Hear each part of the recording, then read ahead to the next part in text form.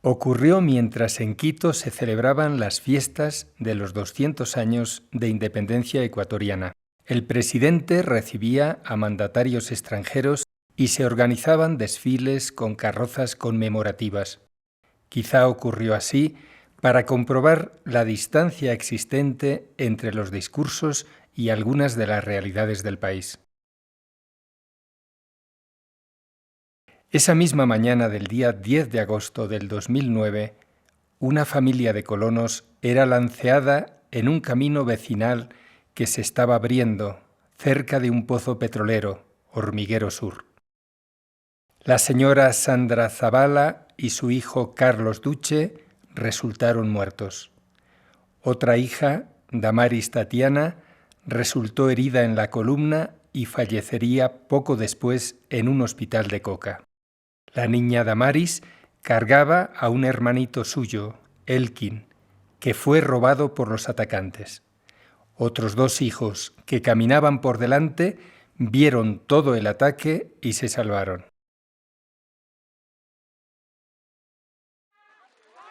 Confusión inmediata. Las autoridades locales no están preparadas para una situación semejante. En el equipo encargado de ejercer las medidas cautelares no existe un protocolo de actuación. El martes día 11 llegan los responsables al lugar de los hechos, que está muy cerca de una plataforma perteneciente a la compañía Andes Petroleum. Los petroleros, fuera de los primeros auxilios dados a la niña herida, jamás volverán a asomar en todo el incidente. Aunque son uno de los factores más importantes de tensión en la zona, conseguirán pasar desapercibidos. Se han vuelto invisibles. El día 11 llegaron los responsables del PRAS. Al llegar al lugar se encontraron con un panorama insospechado.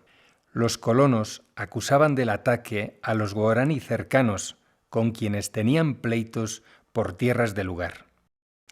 Estaban también enfrentados entre sí por culpa de las actividades petroleras de la zona que unos autorizaban y otros no.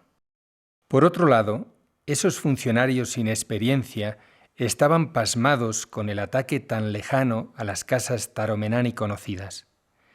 Así que admitieron que pudiera ocurrir que el ataque fuera de guaraní desnudos, que habían utilizado lanzas taromenani obtenidas en asaltos anteriores.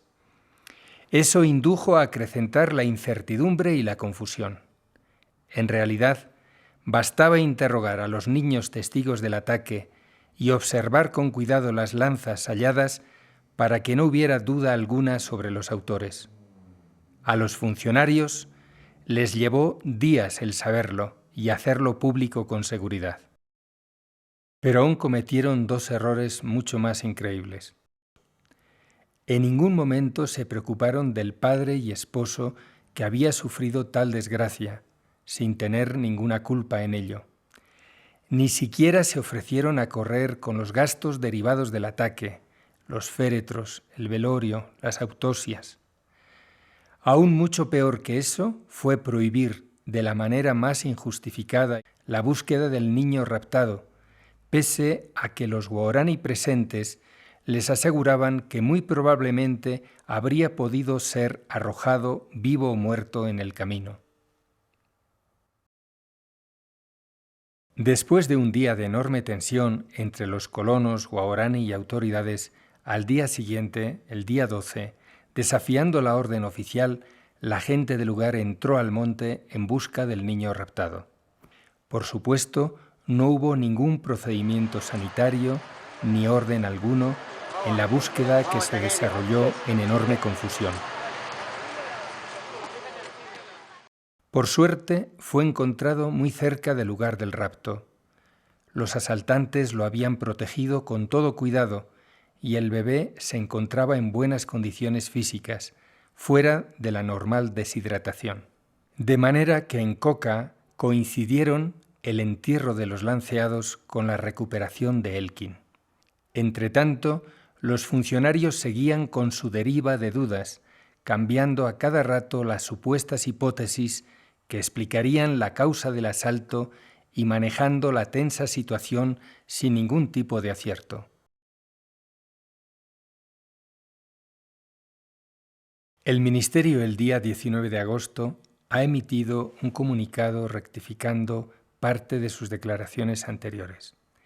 Les animaríamos a dar algún paso más en ese mismo camino. Por nuestra parte, vamos a hacer el nuestro ayudado con mapas. Este primer mapa muestra, en los círculos negros, las muertes de los últimos años. Todos los ataques se dirigen hacia el norte. El último está arriba del todo, justo en dirección contraria a las tendencias que parecieran señalar el plano de noviembre del 2008 en el Ministerio de Ambiente. Este mapa, hecho con voluntad política pero ninguna información de campo, pareciera indicar que existen 6 grupos ocultos. En todo caso, dentro del texto del documento, el Ministerio señala con precisión la existencia de un clan ubicado entre los ríos Tibacuno y Tiputini, así como la del clan Armadillo. Ese reconocimiento se dio en noviembre del año pasado. Solo un mes más tarde, el Ministerio prohibió a Petrobras ejecutar un trabajo de mantenimiento en una de sus plataformas con el argumento de que sabían de una casa Taromenani a unos 40 kilómetros de distancia, en línea recta sobre el mapa. Según ellos, no debe haber actividad humana a esa distancia mínima de los grupos ocultos. El informe lleva estas fotos, que corresponden a las casas Taromenani de las cabeceras del Cononaco.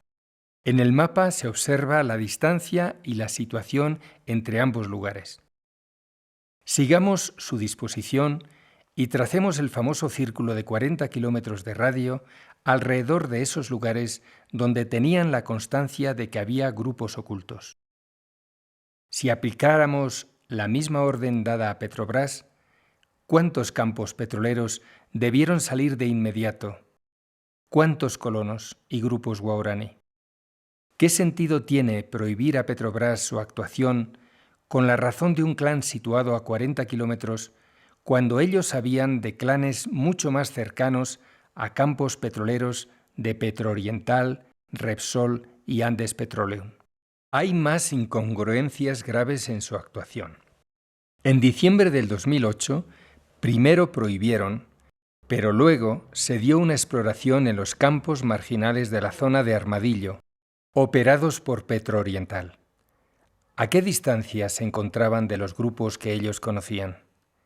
De hecho, nos consta que en las líneas sísmicas cruzaron trochas Taromenani. ¿Por qué a unos se permite y a otros no?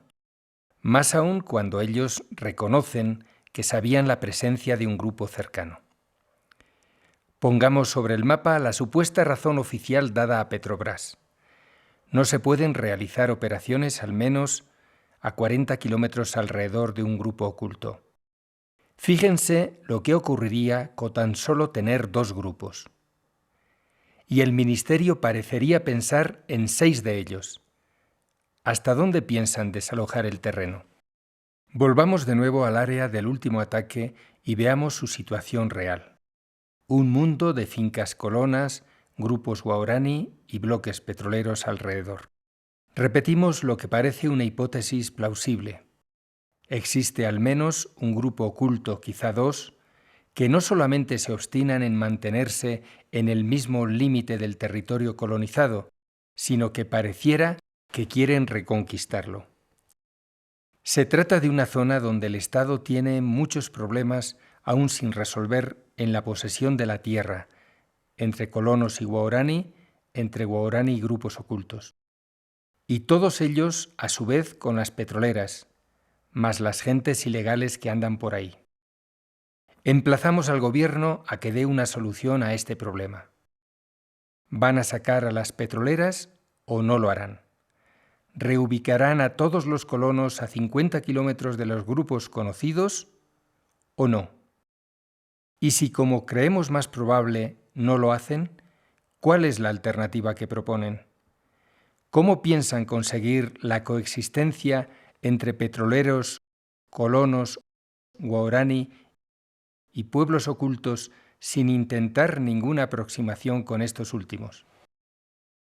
Empeñarse en la misma política actual hará que se multipliquen los muertos. ¿No sería más adecuado que el Ministerio deje de hacer tantos planes de contingencia sin mayor sentido, responda a las preguntas que aquí hemos formulado y, claro está, pueda cambiar alguno de los supuestos antropológicos que manejan del todo equivocados?